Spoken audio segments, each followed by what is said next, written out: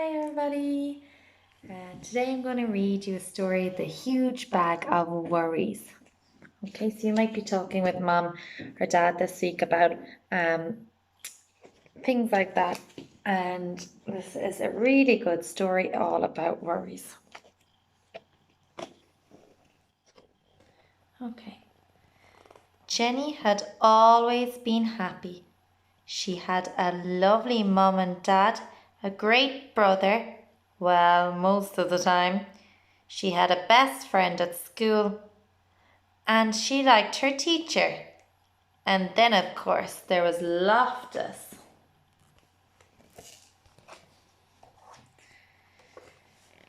But recently, she had been getting gloomier and gloomier. So gloomy is another word for sad. She's getting sadder. It wasn't just one thing, it was everything. She worried that she was getting too fat. She worried that Lotus had fleas. And that her best friend was going away.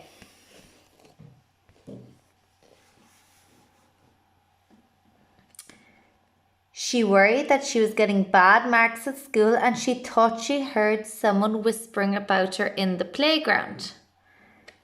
She worried when her mum and dad had an argument. She even worried about wars and bombs until one day she woke to find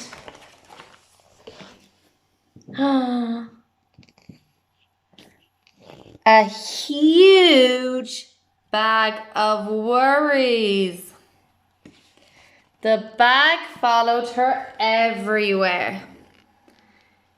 To school, to swimming, to ballet, and to the toilet. And it stuck by her even when she was watching TV.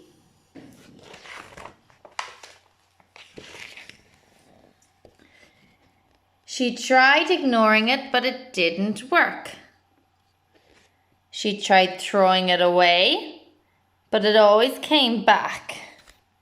She tried to lock it out, but when she got back to her bedroom, there it was, waiting for her. It was like a horrible shadow she couldn't get rid of. What could she do? She asked her brother for help, but he was busy with his computer game. And all he said was, "I don't know what you are talking about. I don't have any worries." After that, she didn't feel like asking anyone else. She knew that she'd only feel stupid. Mum would probably say, "You've got no worries that I can see. You're a lucky girl. You've got your health, your friends, your family. What more did you want?" So she decided not to tell her. Dad might know what to do, but then she thought again, no, Dad had enough worries of his own. She couldn't ask him. Every day things got worse. The bag got bigger and bigger. And bigger. She couldn't sleep because it kept tossing and turning beside her all night. To make matters worse, the bag dragged around her feet so much that when she was walking to school, that she was late and her teacher was cross. Jenny couldn't tell her what had happened, and anyway, she knew that she would say, "You've got too many worries in future, leave that bag at home." When Jenny told her best friend about the bag, she suggested that Jenny lock it up in the cupboard and try not to think about it. "That's what I do," she said. But it just didn't work. Even Loftus couldn't help. He tried his best and barked like mad, but the bag stood its ground. One morning, Jenny woke up, got dressed, and walked down the road. She'd had enough. The tears started rolling down her cheeks. She sat on a garden wall and put her head in her hands. She thought she'd have to live with the bag forever. Poor Jenny, she's very upset. Then she heard a voice, and looking up, she saw the kind face of the old lady from next door. Goodness, said the old lady, what on earth is that huge bag of worries? Through her tears, Jenny explained that how it had followed her for weeks and got bigger and bigger and just wouldn't go away. Now let's open it up and see what's inside, said the old lady. But Jenny said she couldn't. If she opened the bag, the worries might jump out, and who knew what might happen then? Nonsense, said the old lady firmly. There's nothing a worry hates more than being seen. If you have any worries, however small, the secret is to let them out slowly, one by one, and show them to someone else. They'll soon go away. So Jenny opened the bag. The old lady sorted the worries into groups.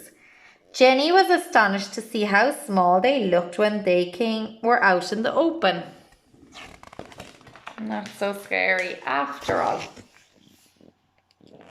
Half the worries disappeared because lots of worries just don't like the light of day. And for the rest, the old lady puts them in her shopping basket to deal with herself. Some she sent packing because she said they belonged to other people. Mum and Dad's worries that Jenny was carrying. Some she just blew a kiss to. And some she said were worries that everyone had, even Jenny's family, her friends, and her teacher.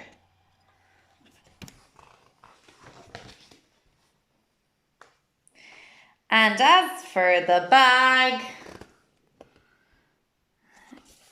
gone. And Jenny is happy at home with Loftus once again, and no bag of worries following her around.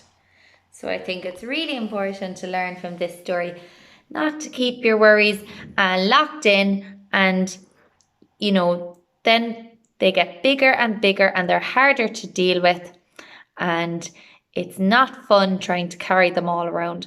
So let them out and you will see things get much better, and once you get rid of them. So maybe you might want to draw them and throw away the paper, or write them down and throw it away, just like our worry monster used to eat ours, or whisper them to somebody, whether it's your mom or your dad or your brother or your sister or your pet or your favorite teddy, or just sometimes saying them out loud helps, because then they're out.